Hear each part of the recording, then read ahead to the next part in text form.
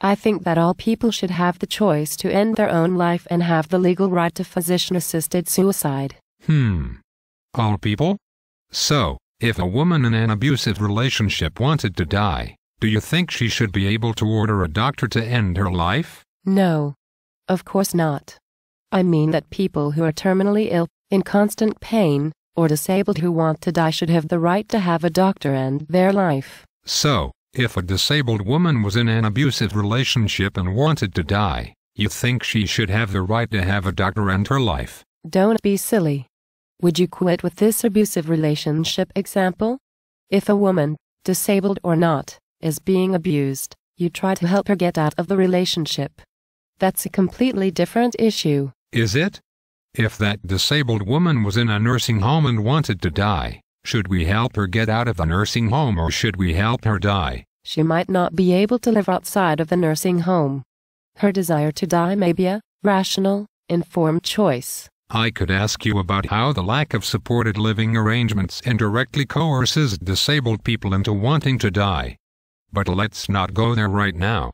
So you're saying that everyone shouldn't have the right to die, only those people who are making an informed choice? I'm saying that people who can make an informed choice about ending their life should have the right to legally assisted suicide. Who decides if a person's choice is an informed choice? Look. Usually there's a series of 2 doctors or a hospital ethical board that decides. Okay, now you've really confused me.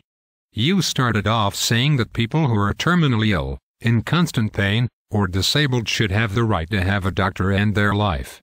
Then you said that only people who can make an informed choice should have the right to die. But now you're saying that people should only be allowed to make a request to die and the doctor should decide. Which is it?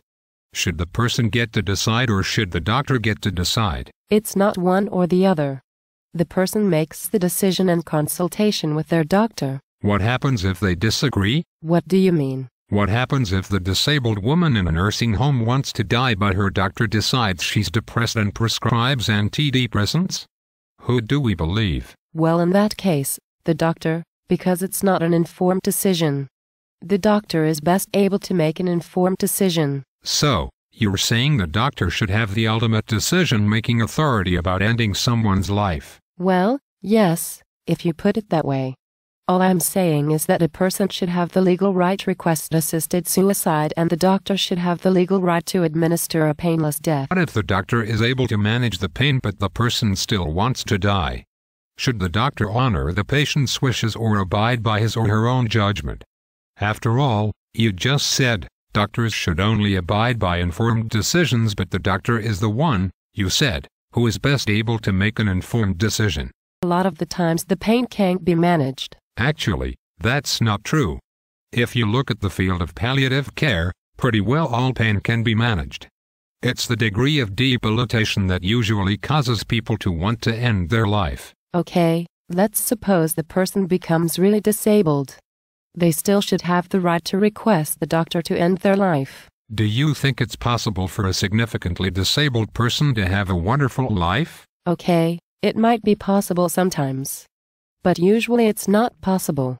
And there are some situations where a wonderful life is impossible. Like what? For example, if you can't move and have to have someone help you to do everything. But I know lots of quadriplegics who need personal care and help to do everything, but they live wonderful lives. Look at Sam Sullivan. He's a quadriplegic who can't move and he became the mayor of Vancouver. But everyone's not Sam Sullivan. A person who can't move, who wants to die, shouldn't be forced to live. But if we know that it's possible for significantly disabled people to live wonderful lives and a significantly disabled person wants to die, should we try to help them live better or should we help them die? We need to respect the person's choice. Even when that choice is not what we see as an informed decision? Yes. But you just said that doctors should decide. I know. But an able-bodied doctor doesn't know what it's like to have a significant disability, and doesn't have the right to tell them how they should live, or even if they should live or die. So if an abused woman doesn't see any point of living, you said we should help her see the possibilities of a different life. But if a significantly disabled person doesn't see any point in living, you're saying we should help him or her die.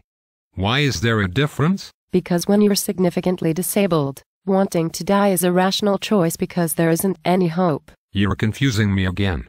You just said that it's possible for a significantly disabled person to live a wonderful life, but now you say that there's no hope for significantly disabled people. Yes, it's possible for a significantly disabled person to live a wonderful life. But I wouldn't want to be disabled.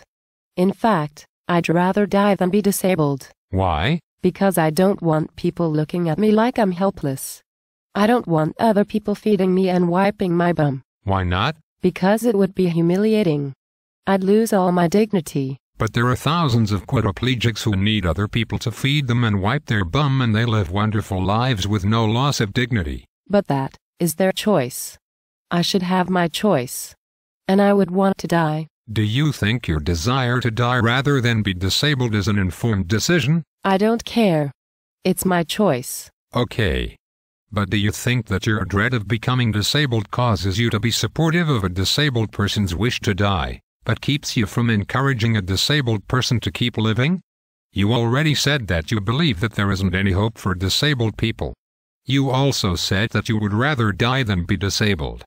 It seems to me that your biases about disability make you dangerous to disabled people because you see dying as a more rational option than striving to live. I'm not biased towards disabled people. If they want to live, they should have the right to live. If they want to die, they should have the right to die. But your dread of becoming disabled is affecting your view of euthanasia. No, it's not. I'm impartial. You're not impartial. You just said that you dread becoming disabled and that you would rather die than be disabled. That doesn't sound impartial to me. Your feelings about becoming disabled are shaping your belief that disabled people who want to die should be helped to die. You are dangerous to disabled people because you have strong biases about becoming disabled, but you think you're neutral and simply support the person's right to die. You don't know what you're talking about. I believe in choice and dignity. No. You think you believe in dignity.